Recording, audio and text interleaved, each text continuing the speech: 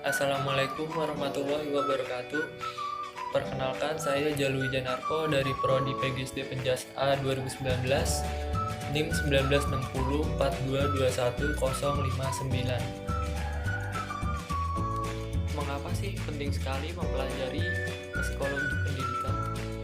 Psikologi adalah ilmu yang mempelajari tentang kejiwaan dan tingkah laku manusia.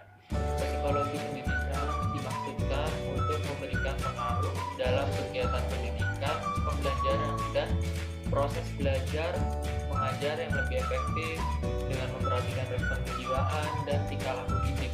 Kita sebagai calon guru sangat penting mempelajari psikologi pendidikan agar dapat membantunya dalam memahami tingkah laku belajar anak serta memberikan penjelasan bahwa siswanya sedang dalam kondisi belajar yang baik atau tidak, karena cara mengajar tiap siswa dan tiap daerah tidaklah sama.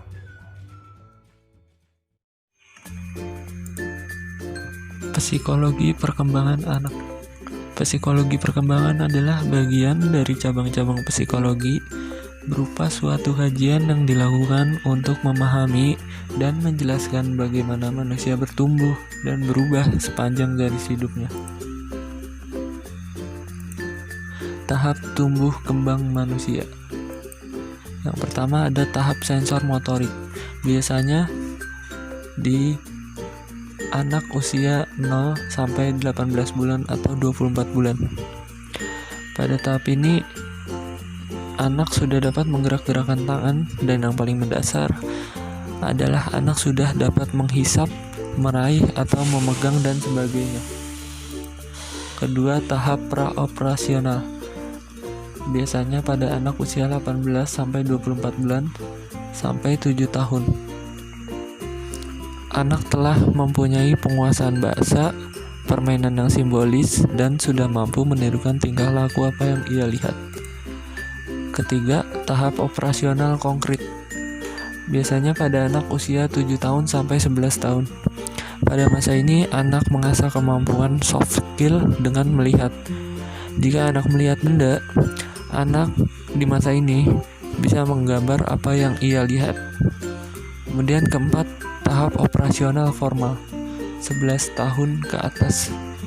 Pada tahap ini, anak mulai mampu berpikir apa yang harus ia lakukan dan mulai mampu mengambil keputusan. Aspek perkembangan anak. Ada 2 aspek di dalam perkembangan anak. Yang pertama ada pertumbuhan fisik, yaitu sistem saraf, otot-otot, kelenjar endorfin, dan meliputi proporsi tubuh. Kemudian ada perkembangan motorik. Di dalam perkembangan motorik ada 2, yaitu motorik halus.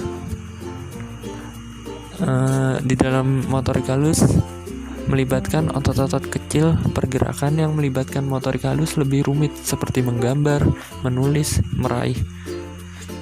Kemudian motorik kasar. Di dalam motorik kasar melibatkan otot besar pada tangan dan kaki. Aktivitas yang memerlukan motorik kasar adalah berjalan, berlari, koordinasi, dan keseimbangan.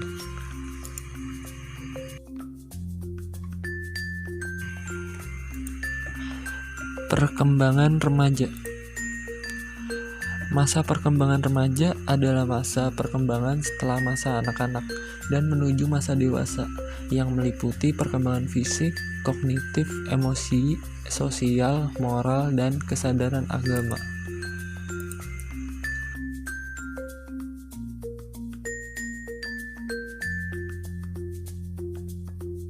Ciri-ciri pertumbuhan dan perkembangan remaja. Pertumbuhan ciri-cirinya adalah perubahannya bisa diukur, dilihat, atau diraba. Kemudian biasanya menyangkut fisik, bentuk, dan ukuran.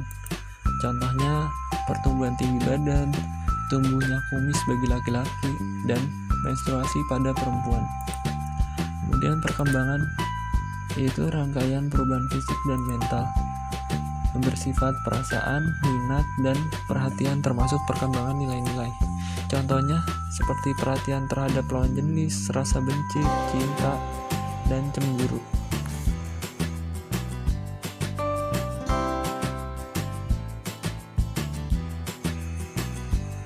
Tugas perkembangan masa remaja. Yang pertama, mampu menerima keadaan fisiknya, kemudian mencapai kemandirian emosional, kemudian memahami dan mempersiapkan berbagai tanggung jawab, kemudian mengembangkan perilaku tanggung jawab sosial yang diperlukan untuk memasuki dunia dewasa.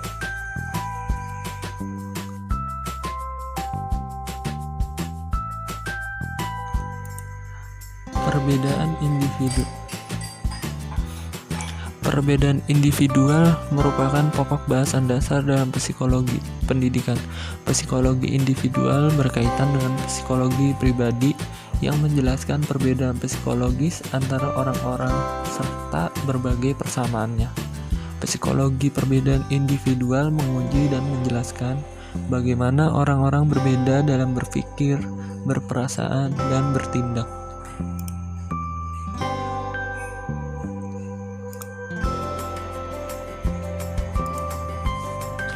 Sumber perbedaan individual. Yang pertama, faktor bawaan. Di dalam faktor bawaan ada bentuk tubuh. Contohnya ada manusia yang tinggi, ada manusia yang pendek. Kemudian ada kekuatan fisik. Contohnya kekuatan fisik laki-laki pada umumnya cenderung lebih kuat daripada kekuatan fisik perempuan. Kemudian kecerdasan setiap orang berbeda-beda, contohnya ketika dalam memecahkan suatu masalah dan lain-lain. Kemudian yang terakhir, pola perilaku. Kemudian dari faktor lingkungan. Yang pertama, status sosial ekonomi. Status sosial ekonomi meliputi tingkat pendidikan orang tua, pekerjaan orang tua, dan penghasilan orang tua. Kemudian pola asuh merupakan pola perilaku yang digunakan untuk berhubungan dengan anak. Terdapat 3 macam pola asuh, yaitu otoriter atau pola asuh yang menekankan pada pengawasan orang tua agar selalu taat dan patuh. Kemudian pola asuh permisif yang merupakan pola asuh di mana orang tua memberi kebebasan sebanyak mungkin. Anak tidak dituntut bertanggung jawab dan tidak dikontrol oleh orang tua. Dan yang terakhir, pola asuh autoritatif merupakan pola asuh di mana ada hak dan kewajiban orang tua dan anak adalah sama dalam arti saling melengkapi. Anak dilatih untuk bertanggung jawab dan menentukan perilaku sendiri agar dapat disiplin. Kemudian budaya merupakan akal budi hasil karya manusia atau dapat didefinisikan sebagai adat istiadat. Budaya dan kebudayaan merupakan sebuah rangkaian tindakan dan aktivitas manusia yang berpola. Kemudian yang terakhir, urutan kelahiran. Urutan kelahiran, beberapa penelitian membuktikan karakteristik kepribadian seseorang ditentukan salah satunya dengan urutan kelahiran. Contohnya seperti anak sulung cenderung lebih teliti, mempunyai ambisi dan agresif. Kemudian anak tengah sering menjadi mediator dan pecinta damai. Dan anak bungsu cenderung paling kreatif dan biasanya lebih menarik. Oleh karena itu sering disebut anak bawang.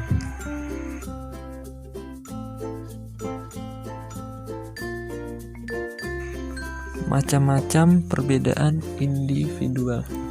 Yang pertama, ada perbedaan jenis kelamin dan gender. Contohnya, adanya laki-laki dan perempuan. Kemudian yang kedua, perbedaan kemampuan.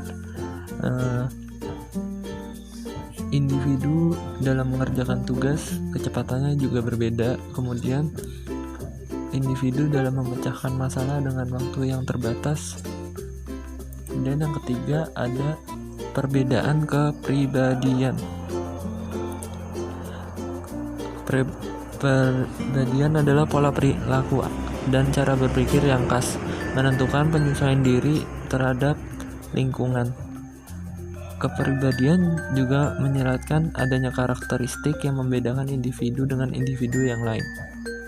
Contohnya, ada individu yang bersifat ekstrovert, introvert, kreatif, dan lain-lain.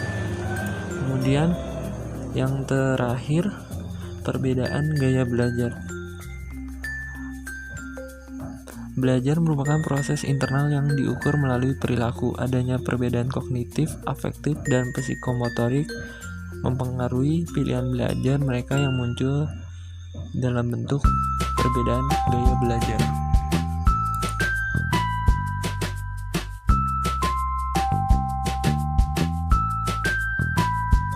Teori behavioristik. Teori belajar behavioristik merupakan teori belajar memahami tingkah laku manusia yang menggunakan pendekatan objektif, mekanistik, dan materialistik, sehingga perubahan tingkah laku pada diri seseorang dapat dilakukan melalui upaya pengkondisian. Teori belajar behavioristik cenderung mengarahkan pembelajar untuk berpikir linear, konvergen, tidak kreatif, dan tidak produktif. Pandangan teori ini bahwa belajar merupakan proses pembentukan atau shaping, yaitu membawa pembelajar menuju atau mencapai target tertentu, sehingga menjadikan peserta didik tidak bebas kreasi dan berimajinasi. Padahal, banyak faktor yang mempengaruhi proses belajar. Proses belajar tidak sekedar pembentukan atau shaping.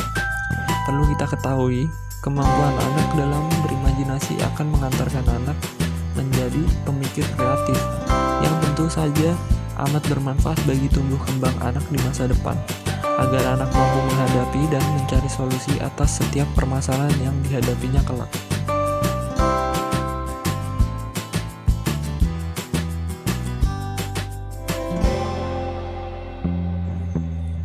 Teori belajar kognitif, yaitu merupakan teori yang mengajarkan bahwa belajar merupakan suatu proses perubahan persepsi dan pemahaman yang dapat diukur dan diamati. Tingkatan dan ciri-ciri pembelajaran kognitif. Tingkatan kognitif ada pengetahuan, pemahaman, aplikasi atau penerapan, analisis sintetis, evaluasi. Ciri-ciri pembelajaran kognitif yaitu ada mementingkan apa yang ada pada diri anak, mementingkan peranan kognitif, mementingkan keseimbangan dalam diri pelajar, mementingkan kondisi pada waktu sekarang, kemudian yang terakhir mementingkan pembentukan struktur kognitif.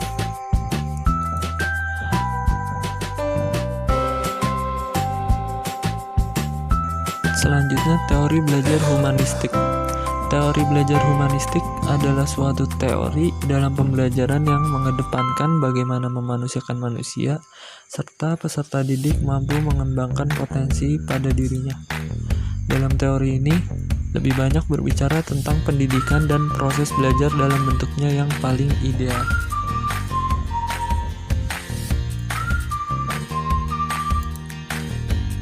Model pembelajaran humanistik. Yang pertama ada Humanism of the Classroom, yaitu dilatar belakangi oleh kondisi sekolah yang kurang dalam sarana maupun prasarana, namun berfokus dalam pengembangan model pendidikan afektif. Yang kedua, active learning. Asumsi dasar yang dibangun dari pembelajaran ini ialah bahwa belajar bukan merupakan konsekuensi otomatis dari penyampaian informasi kepada siswa. Kemudian yang ketiga, the accelerate learning, yaitu pembelajaran ini berlangsung cepat, menyenangkan, dan memuaskan. Yang terakhir, quantum learning. Siswa dapat menggunakan potensi nalar dan emosinya secara jitu yang akan membuat loncatan prestasi yang tidak bisa diduga sebelumnya. Aplikasi dan implikasi teori humanistik. Aplikasi teori humanistik. Yang pertama, lebih menunjukkan pada semangat selama proses pembelajaran yang mewarnai metode yang diterapkan. Kemudian peran guru dalam pembelajar teori ini adalah menjadi fasilitator bagi para siswa, yaitu siswa berperan sebagai pelaku utama yang memaknai proses pengalaman belajarnya sendiri. Kemudian diharapkan siswa dapat memahami potensi dirinya sendiri dan dapat mengembangkan potensi dirinya secara positif. Implikasi teori humanistik. Peran guru sangat penting karena sebagai fasilitator bagi para peserta didik. Saat guru memberikan motivasi belajar dalam kehidupan peserta didik, pembelajaran yang penting untuk belajar karena diterapkannya materi-materi pembelajaran yang bersifat pembentukan kepribadian, perubahan sikap, dan analisis terhadap fenomena sosial.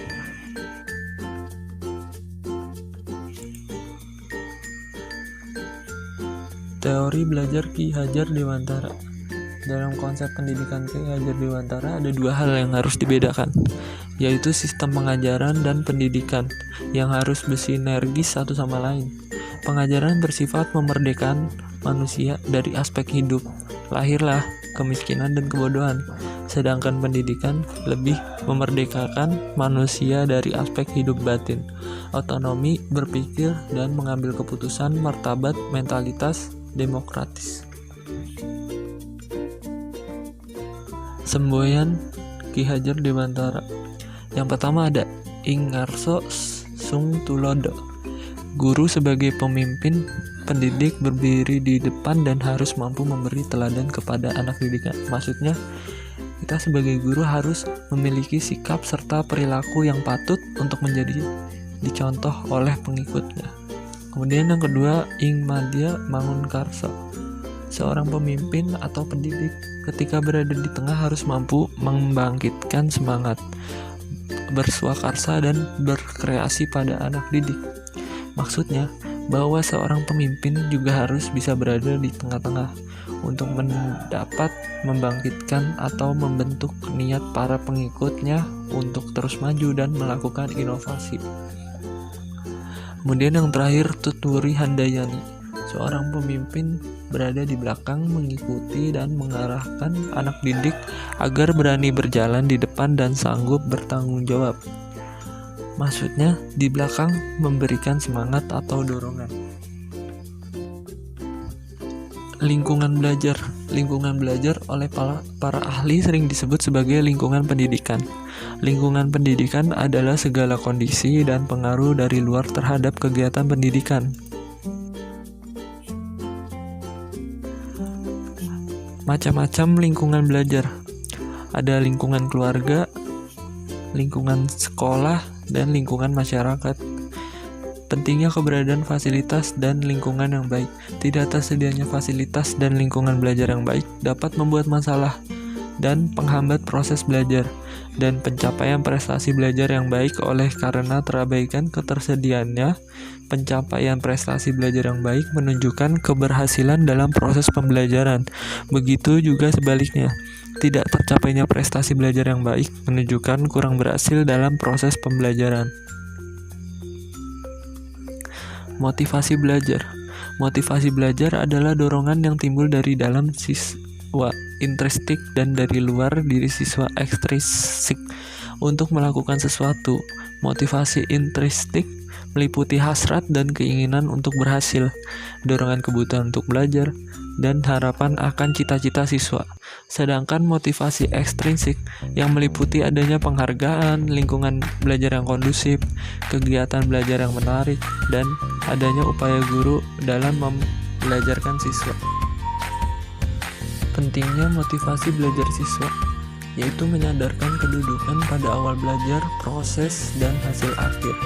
Menginformasikan tentang kekuatan usaha belajar bila dibandingkan dengan teman sebaya. Kemudian mengarahkan kegiatan belajar, membesarkan semangat belajar, dan menyadarkan tentang adanya perjalanan belajar. Selanjutnya, evaluasi belajar. Fungsi evaluasi yaitu ada 3. Pertama, fungsi psikologi, yaitu agar siswa memperoleh kepastian tentang status di dalam kelasnya. Bagi guru merupakan suatu pertanggungjawaban sampai seberapa jauh usaha mengajar dikuasai oleh siswa-siswanya. Kemudian fungsi didaktis, bagi anak didik keberhasilan maupun kegagalan belajar akan berpengaruh besar pada usaha-usaha berikutnya. Sedang bagi pendidik, penilaian hasil belajar dapat menunjukkan keberhasilan atau kegagalan mengajarnya, termasuk dalam metode mengajar yang dipergunakan. Yang terakhir, fungsi administratif. Dengan adanya penilaian dalam bentuk rapor memberikan informasi mengenai segala hasil usaha yang telah dilakukan oleh lembaga pendidikan. Diagnosis kesulitan belajar. Diagnosis adalah suatu analisis terhadap kelainan atau salah penyesuaian dari pola gejala-gejalanya. Kesulitan belajar adalah suatu gejala yang nampak pada peserta didik yang ditandai dengan adanya prestasi belajar yang rendah atau di bawah norma yang telah ditetapkan. Tujuan diagnosis kesulitan belajar: yang pertama, untuk membantu siswa mencapai hasil belajar sesuai dengan tujuan pengajaran yang telah ditetapkan dalam kurikulum. Kemudian peserta didik yang mempunyai waktu lebih agar dapat memanfaatkan dengan sebaik-baiknya, yang tidak akan merugikan dirinya sendiri. Kemudian yang terakhir, saya mempunyai 3 inovasi untuk pendidikan Indonesia.